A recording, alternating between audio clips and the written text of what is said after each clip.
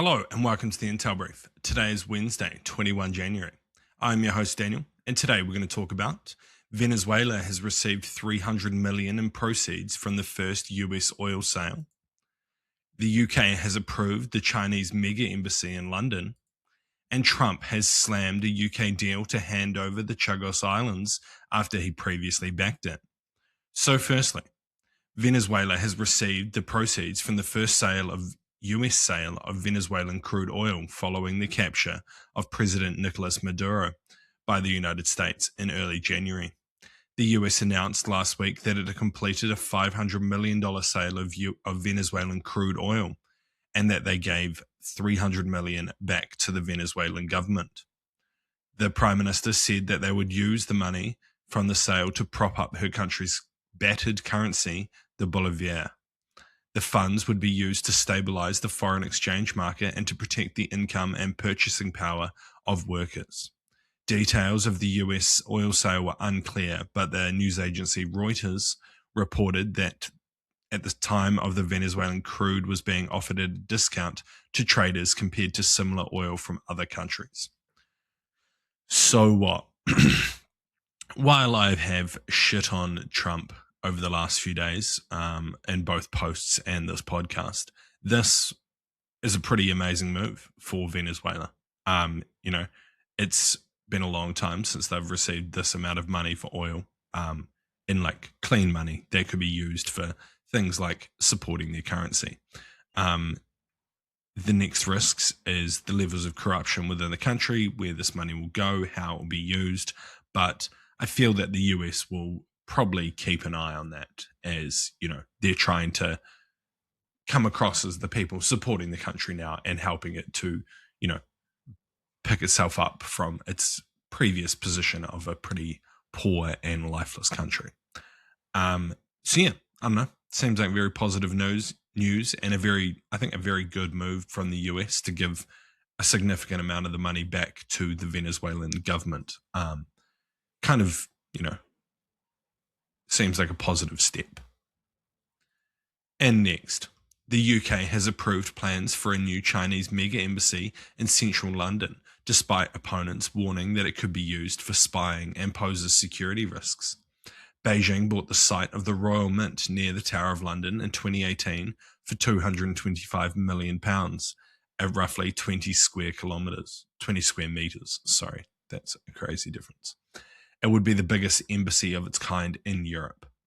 The Conservatives had called the decision an act of cowardice and a shameful super embassy surrender. That's a random way to say that. While the Liberal Democrats say that it's Keir Starmer's biggest mistake yet.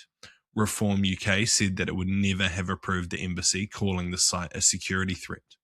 The head of MI5 said in a letter that the national security threat cannot be wholly eliminated, but he added the assessment to mitigate the risks have been expert, professional, and proportionate. So what?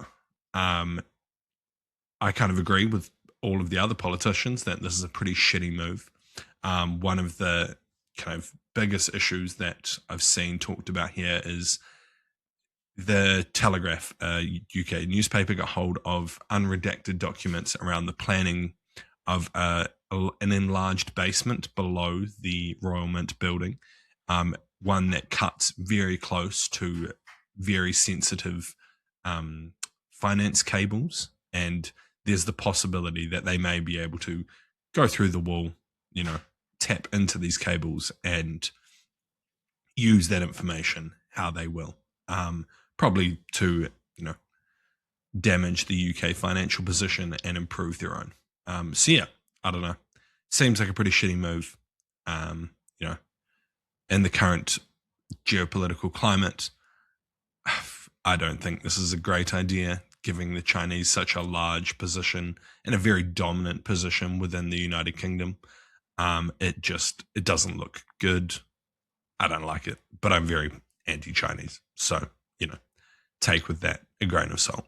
I have definitely some bias there. And lastly, a startled British government on Tuesday defended its decision to hand over sovereignty of the Chagos Islands to Mauritius after US President Donald Trump attacked the plan, which his administration had previously supported.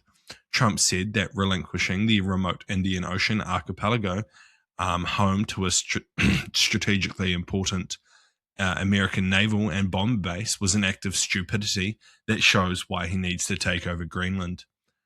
Ooh, that's an interesting way of putting it. Shockingly, our brilliant NATO ally, the United Kingdom, is currently planning to give away the island Diego Garcia, the site of a vital US military base, to Mauritius, and to do so for no reason whatsoever. He said in a post on his social media platform Truth Social, there is no doubt that China and Russia have noticed this act of total weakness. So what? Again, for the second time in this podcast, I have to agree with Trump. I think the handing over of this island is essentially just stupid. There's no real reason. No one is forcing them to do it. They're doing it because of a UN ruling that their ownership of the island is illegal. However, the UN is not currently seen as a very just or a very fair organization at this point in time. So why are they listening to them? Thankfully, this move has been blocked by the House of Lords, which means it cannot currently go ahead as planned. And hopefully there will be another election which will remove the current Labour government before they can do something as stupid as giving away such a vital resource. Not only were they giving the islands away to a country that never occupied them, never controlled them, and never had any claim to them whatsoever, they were then going to pay significant amounts of money to then lease Diego Garcia back off them. Just insanity. This move was even, the original inhabitants of the island also went against this idea.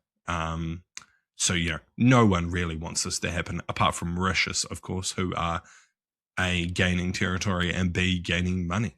So, just a mental political move that doesn't really make sense in the long term. Anyway, that's been the Intel Brief. I've been your host, Daniel, and I'll see you again tomorrow. See you.